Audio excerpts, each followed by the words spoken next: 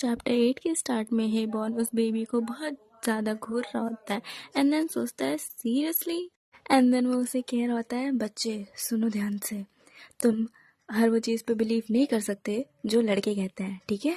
जो भी तुम्हारी लाइफ में होता है वो तुम्हारी लाइफ है, ठीक है? और हाँ, लुक्स डजंट मैटर, और मेक श्योर कि तुम अच्छे से पढ़ाई करना, ठीक है?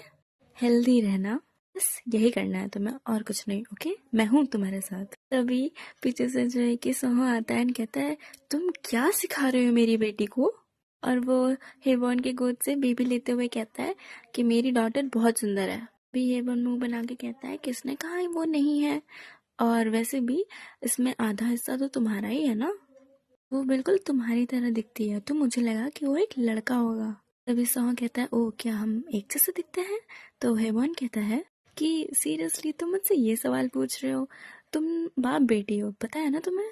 और बाय द वे योंजो चला गया।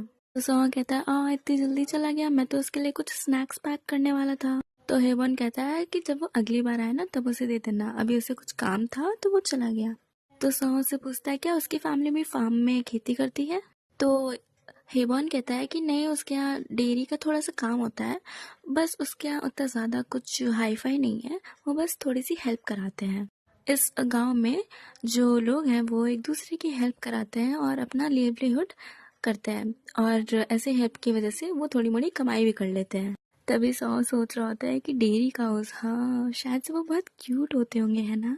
हेबॉन उसकी तरफ देखता है एंड थोड़ी देर बाद कहता है कि तुम यहाँ पे क्यों आए? तो सौ कहता है हम क्या कहा आपने?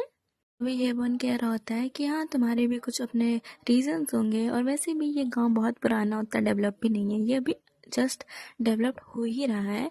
और पिछले साल यहाँ पे एक टीवी शो शूट हुआ था तो वो काफ़ी अच्छा हिट गया था, तो ये काइंड डेवलप हो चुका है। उसकी वजह से हमें बहुत सारे टूरिस्ट मिले यहाँ पे। पर टीवी शो उतना रियलिटी दिखाता नहीं है। गांव में यूजली बहुत सारे कीड़े मकोड़े होते हैं, स्मेल्स होती हैं जो तुमने कभी नहीं सूंघी होंगी, तो ऐसे सब रीजंस की वजह से यहाँ पे कोई ज़्यादा देर तक टिक नहीं पाता है। बहुत सारी लड़ाइयाँ होती हैं अलग अलग चीज़ों के लिए। ये जो घर है जिसमें तुम रह रहे हो वो भी तभी बना था, तो ज़्यादातर लोग इसी घर में आके रहा करते थे। तो सौ कहता है हाँ मैंने सुना तो है कि यहाँ पे जो है कि कुछ जवान लोग रहा करते थे। तभी हेबॉन थोड़ा सा शॉक होके कहता है क्या तुमने वो सुना है, तुमने देखा नहीं? उस सीरीज का क्या नाम था, are days in countryside, तुमने वो नहीं देखा? वो यहीं पे तो शूट हुआ था। तो समझ रहे कि थोड़ा सा ऐसे अ, चौंक जाता है। फिर हेबन कहता है मैं तुम्हारे लिए अभी वो सीरीज लेके आता हूँ, ठीक है? तो समा कहता है हाँ साउंड्स फन।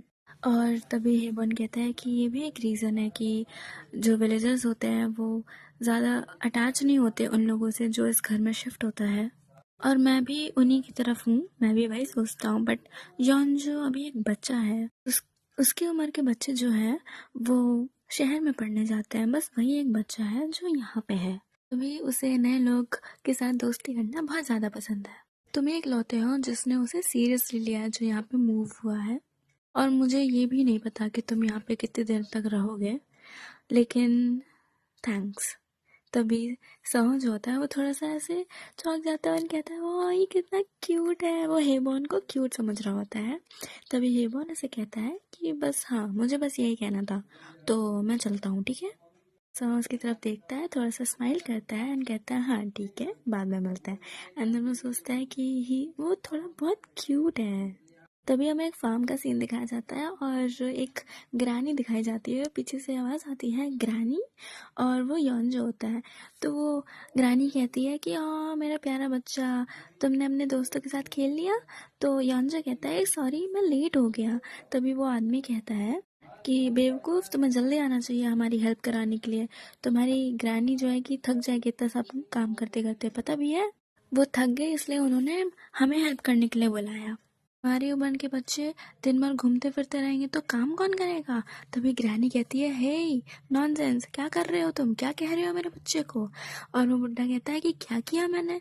तभी ग्रैनी उसे डांट रही होती है और कहती है कि तुम ही हो जो ऐसे अजीब से कपड़े पहन के काम करने के लिए आ गए, चलो हटो जाओ यहाँ से। तभी वो बुड्ढा गुस्से में कहता है कि क्या है, क्या क्या कह रहे हो तुम? हाँ तो ग्रैनी कहती है कि ऐसा तो है नहीं कि तुम फ्री में काम कर रहे हो, अगर तुम्हें रात को सोजू पीना है ना तो चुपचाप जो है कि काम करो, ठीक है।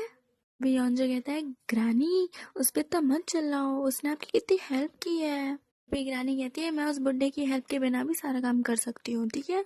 चलो छोड़ो, ये बताओ तुम्हारा स्कूल कैसा था, क्या तुमने अपने फ्रेंड्स के साथ खेला आज? मैंने बोला था ना तुम्हें यहाँ पे आने की कोई ज़रूरत नहीं है।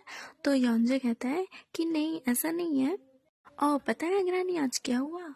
वो जो घर नहीं है नया सा जो स्ट्रीट के पास है, वहाँ पे जो नया आदमी आया है रहने के लिए, मैंने ना उसको अपना फ्रेंड बनाया। और पता है उसने ना मेरे लिए आज रामेन भी बनाया था, मैंने उसे खाया। तो उसकी ग्रानी बहुत स्माइल कर रही होती है और उसे कहती है कि अच्छी बात है मेरा प्यारा बच्चा, तुम कितने सुंदर हो। तभी योंजो कहता है कि हाँ तभी मैंने उनके लिए बनाना मिल्क खरीदा था और उन्हें दिया। और वो ग्रानी को सारी चीज़ें बताने लगता है कि मैं ना उनके डोर के सामने खड़ा था और उस आदमी ने बहुत अच्छी इंग्लिश बोलने लग गया। तभी जो बुढ़ा होता है एक, वो बातें सुन रहा होता है और वो ये बातें सुन के थोड़ा सा रुक जाता है और उनकी बातें चुपके से सुनने लगता है। तो योंजो कह रहा होता है कि वो ना बहुत अच्छी इंग्लिश सुन रहे होते हैं जो अभी अभी नए आए हैं ना यहाँ पे। तो ग्रानी पूछ रही होती है क्या उन्हें बहुत अच्छी इंग्लिश आती है? तो योंजो कहता है कि हाँ उन्हें बहुत अच्छी इंग्लिश आती है, ऐसा लगता है कि वो एक अमेरिकन है। और वो जो बुढ़ा होता है वो ये सुनता रहता है और वो पता नहीं कुछ सोच रहा होता है।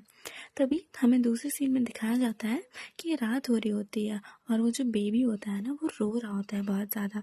तो सहो जो है कि भाग के आता है, कहता है मैं आ गया, रो मत, क्या हो गया, क्यों जग गए तुम? और वो बेबी बहुत ज़्यादा से रो रहा होता है। तो सहो कहता है कि क्या तुम डर गए थे कि मैं यहाँ पे नहीं था? और वो उसे गोद में उठा के शांत करा रहा होता है।